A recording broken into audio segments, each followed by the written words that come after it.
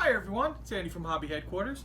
I thought I would take a little break from all of the tracks and suspension parts that I've been building for the last couple of days with some of the monster tanks and build a little something sci-fi.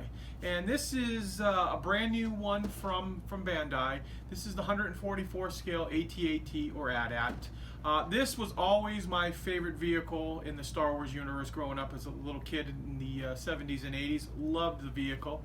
It's probably one of the most impractical vehicles in the sense that you can fly. Why would you walk around anywhere? But we're not going to pull up that string right now. But just it's a really cool, just mean looking vehicle that I've been wanting for Bandai to come out with for a long time. It's finally out. The reviews are supposed to be very good on it.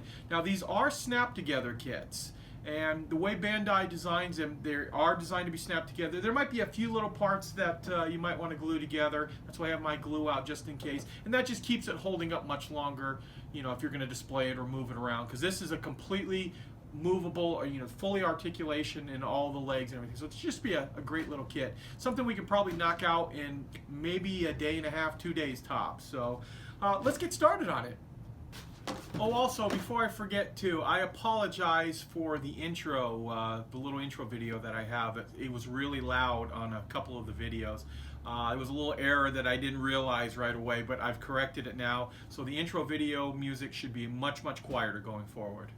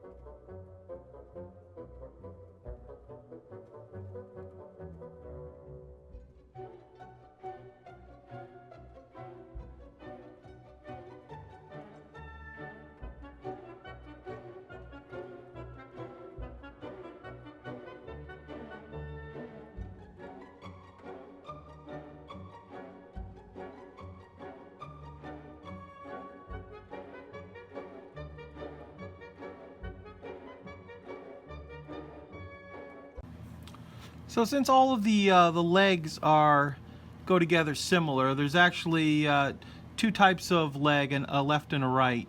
But we're just going to show it. But they go together exactly the same way, just opposite parts. So I just thought I would do here is quickly just show you on a 1:1 scale. Once you have all the parts sanded, how quickly that you can assemble the entire little model right here.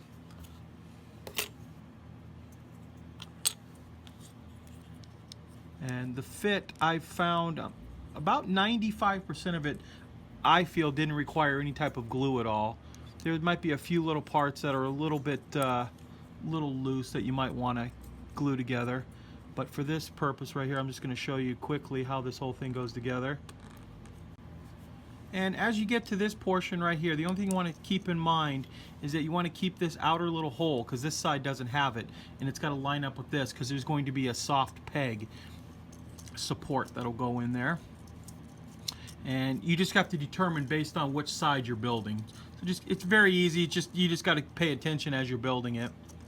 So we snap that into place. Then it's got the little outer peg right here, which that too is just going to pop in place there. And this is a soft plastic, so very easy to fit in as well. It's a little stabilizer, and then there's just a couple other little parts that you'll snap into place. That's one of the pieces that I was talking about. I might go ahead and glue into place because it's a little loose, as well as a few of these side pieces. These pop right here.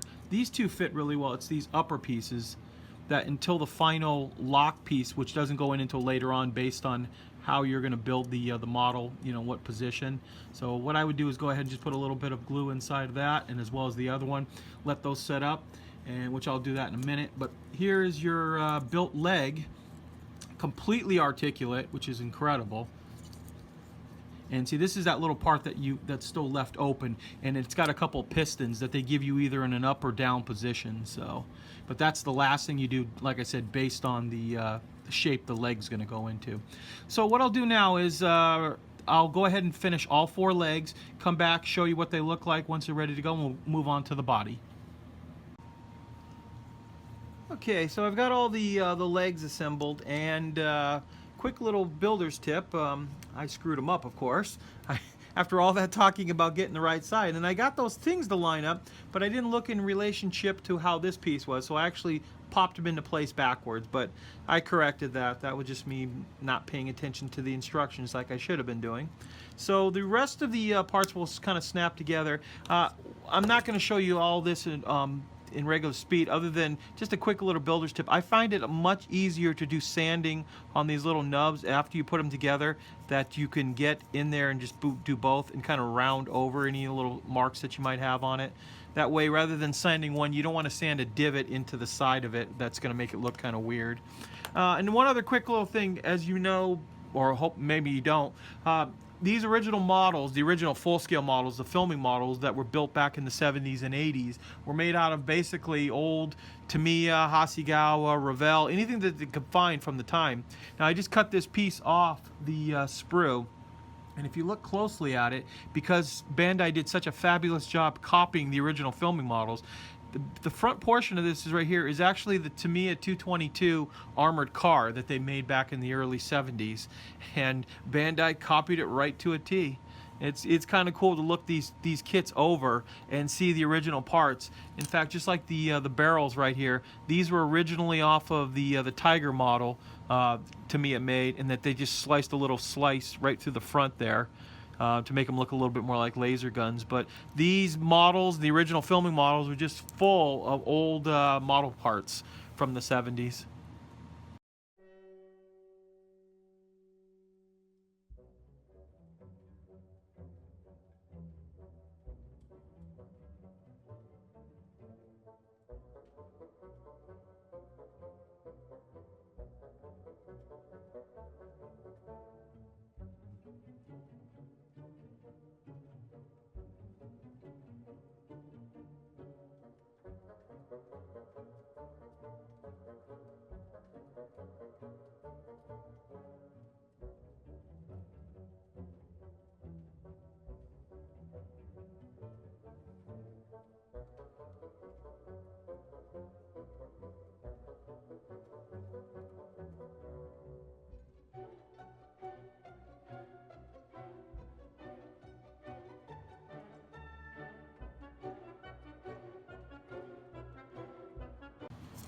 Okay, the next step is going to be adding those little parts that have the pistons inside of that.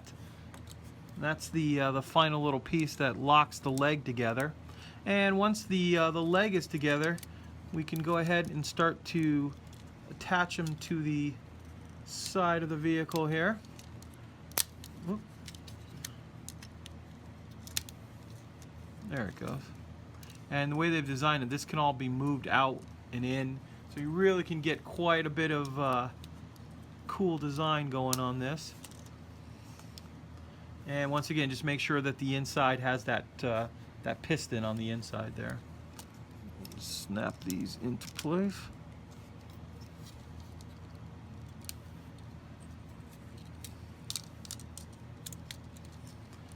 And there we go. We've got the leg portion of our build already done.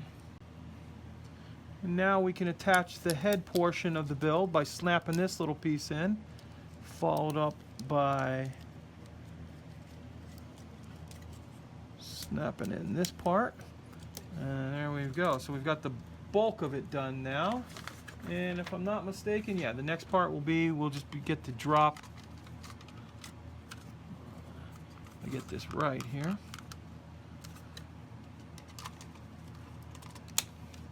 And that just snaps into place as well. And then I just have a few other little parts to glue on or to snap into place on the back, although I think we'll probably glue these on because there's some of the smaller parts. Well, here we are. Here's our completed model.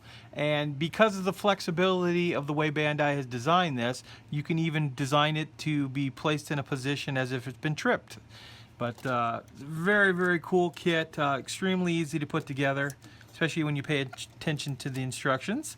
It goes together really well. It's got some great features, the way it can lock the turret head in or pop this out, and that's how you can get that position like we just showed you. So now that we have it up to this point, and also like I was showing you too, all of this can turn so you can make it look like it's in a different positions for any type of diorama. So now what we're going to do is we're going to go ahead and start painting the vehicle, and then hopefully we should be able to make up a little diorama base too. And I plan on using some of Tamiya's new snow effect to build a little base out of it. And so let's start with the painting. Okay, we've got the model all cleaned up and sanded as best we can that we're going to start doing the paint job on. The first thing I'm going to do on this is I'm going to do the black and white technique on this because it is such a light color and it's a solid color. I think it's going to look really good when we do the black and white technique over it. Now, the color that we're going to paint once we get the black and white on there is going to be sky gray, XF19, and I find it to be the closest color to the way the plastic and the real model is supposed to look. So the first step we'll do is we'll do the black and white, and then we'll come back and do the sky gray over it.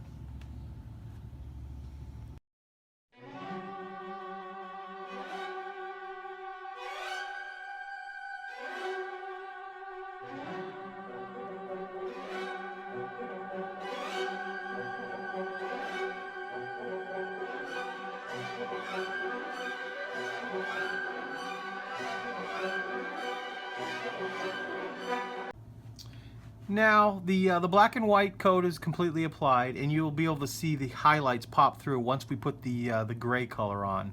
And you don't have to do the black and white coat. It's just going to make a more streaking, mottled effect of the metal, look to the vehicle. So it's going to look like it's been worn. It's got a little bit of weathering on it here and there without having to do a lot of weathering on it. So let's go ahead and put the gray on.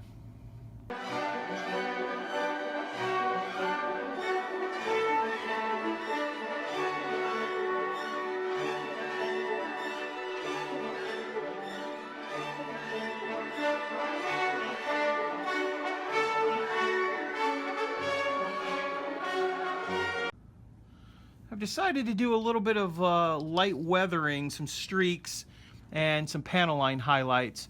And I started doing on this section, but I'll show you what I've done here. Taking a little bit of just a little paint thinner, just putting a light little coat on here. I find that if you put that on underneath the Tamiya panel liner, it has a tendency to flow a lot better. And it doesn't matter if you get any extra anywhere, because you're going to use that as the streaking agent. And just going to put a little bit, some of these little highlight areas.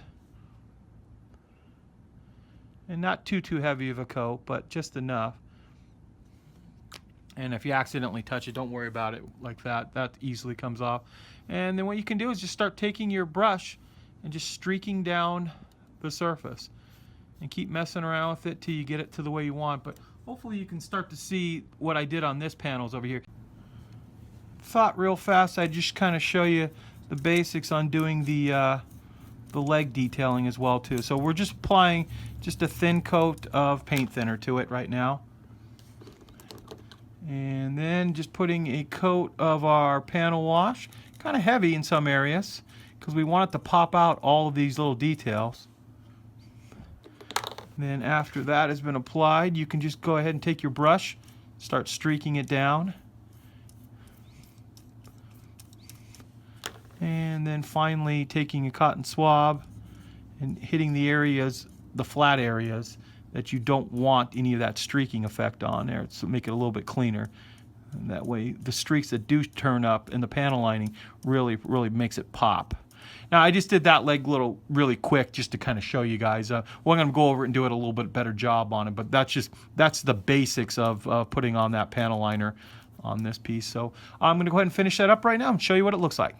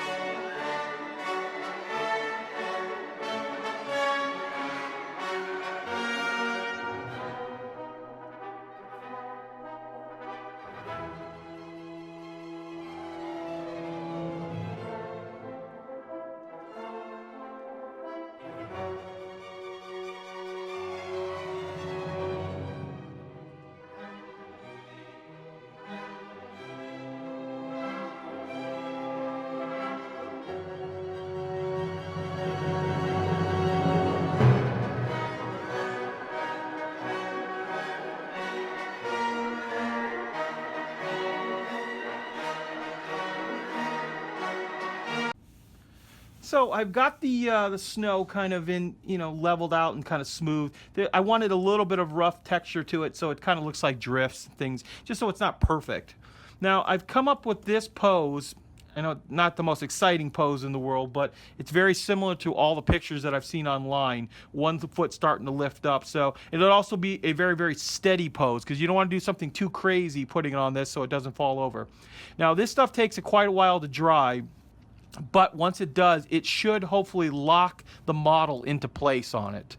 So what we'll do is we'll just kind of place it in there. I'm also going to leave a little bit of a gap in the front up here as well, because Bandai has mentioned that they're going to come out with a 144 scale snow speeder, that we might be able to plow one of those right up here in the front and kind of give the diorama a little bit of fun to it. And then we can go back and use some of the extra snow to kind of make like the little bank around it as it crashed in, as if it's going to step on it, just like from the movie. So I'm going to go ahead and attach this to the base and come back and show you what it looks like. Actually, I just decided I'm going to actually show you attaching the base, and you can see how we're going to put this down and then just using some kind of utensil kind of push the extra pads into the deeper snow, kind of give it a nice effect. Also be the effect of helping secure it once this stuff dries.